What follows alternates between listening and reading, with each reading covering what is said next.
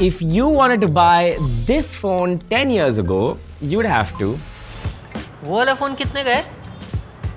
अरे क्या बात कर रहे हो? बस 200 रुपये ऑफ. चलो डील डन करते हैं. and take a full day out of your life just to make this one decision. But now, your favorite e-commerce platform says, and you hit that buy button and the phone arrives.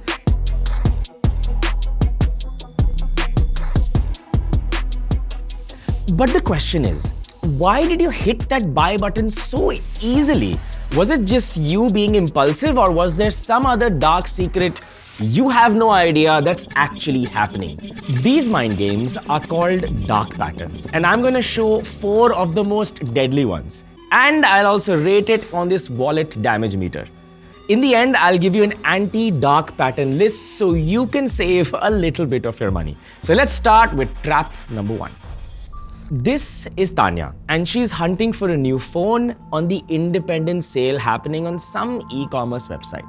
She finds the phone, selects the cover, selects the color, adds it to her cart, and she gets a little distracted, so she doesn't really complete the payment. After a few hours, she receives this WhatsApp message of the same exact product from the brand saying complete your purchase and get this extra cashback on top of that sale.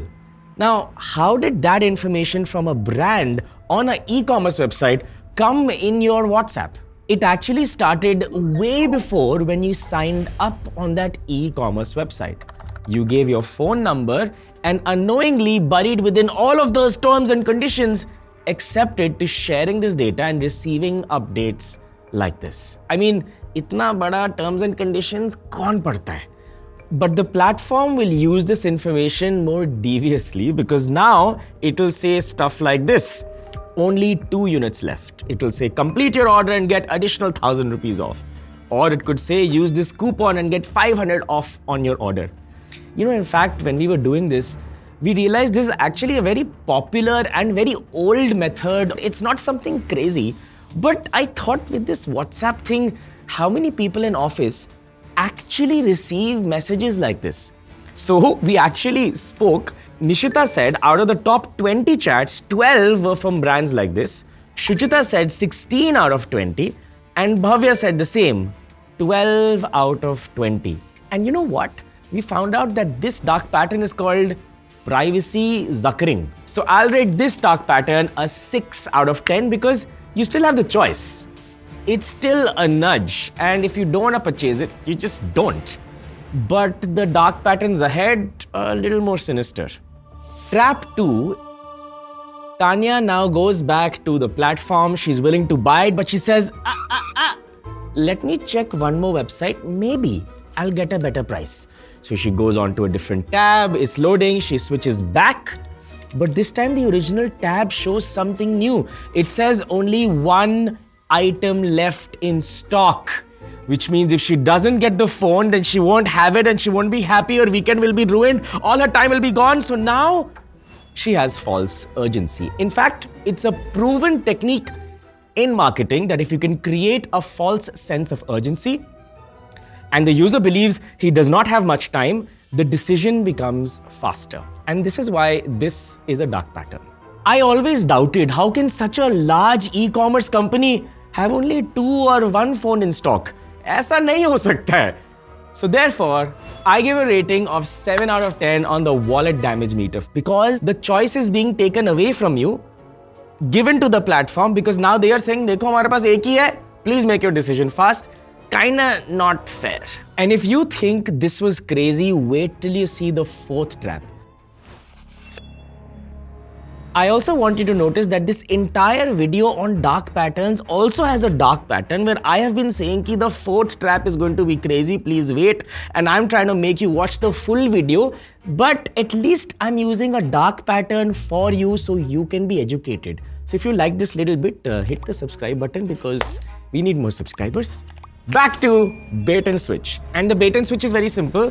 When Tanya had actually gone to the e-commerce platform, she saw a banner. the banner showed the price of this phone as this much. And then she clicked on it. Inside, the phones were 8,000 rupees more expensive. However, if you look carefully, it still was at a discount from the main price of 80,000 rupees. I want you to understand the psychology of the buyer here. Tanya, out of all the companies, picked 2 or 3 models that she really liked. She looked at their specs, saw reviews on YouTube, did all this research, and one day she sees a banner. The banner promises a lower price of that phone that she's been obsessing about. By the way, the e-commerce companies know that you're obsessing about a phone because they can track it on pixels and they can show you those banners. Anyway, once you click on it, now the buying decision is very close to actually buying it, and the platform knows it. So even if they increase the price by 8,000 rupees and then re-establish that it is cheaper than the 80,000 MRP, you will still grudge, but you'll still make that purchase because you're very near it. You've invested so much of time. This dark pattern I will rate 8 out of 10 on the wallet damage meter because most of us don't even realize that it's actually happening. Trap number 4. And before I explain it, remember, after this trap, I'm going to give you an anti-checklist that you can follow before you make any purchase. So, you see, this phone over here was priced at 41,000 rupees, but after discount is 36,000. And you can't blame the bait and switch because the platform is giving you a discount. Right? So we did one thing. Instead of just buying this phone, we checked out what is the actual price of the phone on the original manufacturer's website. And turns out the price is 36,000. It was never 41,000. So basically, the platform inflated the price to 41 and then said, "Hum discount de rahe hain." So we went a little deeper down the rabbit hole. If there is a way to find historical prices of that phone to see what changed, and here's what we found. On 15th August, everyone will run sales, and you waited for that sale to happen, let's say from May all the way to August, thinking ki yaar, I'll get a great deal. And when you do the actual purchase, you'll feel like I've got a great deal. But look at this chart. Before 15th August sale, you could have actually got this particular phone cheaper. After the 15th August sale, you're actually buying at almost the highest possible price. But the illusion of the discount still exists. What the actual... So I don't think this is true for all the products, but it is true for some products. And if it is true for some products, that discount illusion still exists. So your job as the consumer is to make sure you track the prices before you think you're getting a good deal. I'll give this a 9 out of 10 on the wallet damage meter because sometimes these discounts don't even exist. You see, all the purchases we make now are all online, whether it's insurance, appliances, heck, even services are all being made online, which means your decisions are now being conducted on a digital platform which can track you. So it's very important that since they have the tools to trick you, you must have some kind of checklist to take back the control. Because remember, no matter how much someone nudges you, the final decision to buy is always yours. So never blame the platform. Now let's talk about the anti-checklist. Checklist number 1. Before buying anything, perform a historical price comparison of what the price was of this because the discount could be an illusion. You should think that any urgency created on any of these platforms is most likely fake. So you could use tools like this or this, and I'm sure there are many other tools on the internet. Please find them to figure out historical pricing. Not only that, you should check this on multiple platforms. Number 2 on the checklist is don't fall for the EMI trap. Usually when something is above 20,000-30,000 rupees, they won't show you the 30,000 price. The font will be smaller. They'll show you the EMI price, which is much larger. And everyone thinks, ye to bahut affordable hai. I'll be able to buy it, and then I'll be able to buy the second thing, the third thing, the fourth thing, and then I'll actually not have any money left. Instead of looking at the EMI price, think if you can pay the full amount right now and not feel really, really poor. Because if you do, you should press that X button on that window and move on with your life. Don't buy that thing.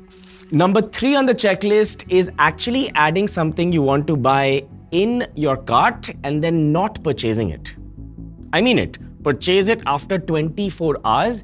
In many cases, you will not buy that thing because it was not that urgent, and this is proven by science. This report actually talks about post-reflection, and most impulse purchases can actually be reduced by simply waiting 24 hours.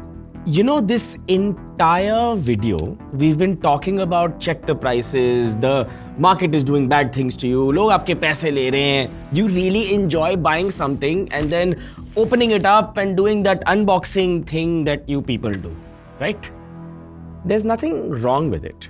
But I want you to do one little exercise and it'll only take 5 minutes. I want you to imagine what was your kharcha over the last 6 months on purchases that you may not have needed. Put the number in the comment right now. Ready? Okay. Now, pause the video. Go to 2 or 3 of your e-commerce websites or apps where you have bought this and go to orders history. Now, I want you to add up all of the things that you think, yeah, this I could have avoided. It was not essential. And add all this up right now and tell me what was the difference between what you thought it was and what you think it is. Now pause. Put these 2 numbers side by side. Now we'll add a third number. The third number is, what do you want to purchase over the next 1.5 years? And don't write something very large like a house or a helicopter or something crazy. Something okay. Write those things down. Could be 4 or 5 things, and put the price. Now, for people early in their career who are not saving a lot, the more you are making impulsive purchases, you're basically putting off these amazing things you want to buy into the future. So now you have to decide, do you want to have the thrill of an impulsive purchase every now and then? But now you know it comes at a cost of putting away maybe that holiday, maybe that trip, or whatever those things were. You'll push it slightly into the future. So the next time you make an impulsive purchase, you now know it's coming at a certain cost. Then you'll understand this video is not about dark patterns. It's about you learning that you have to prioritize your longer term aspirations versus these shorter term purchases that you may not need. This episode is also available on Spotify, so don't forget to see us there. If you like this, please let us know. See you in the next episode.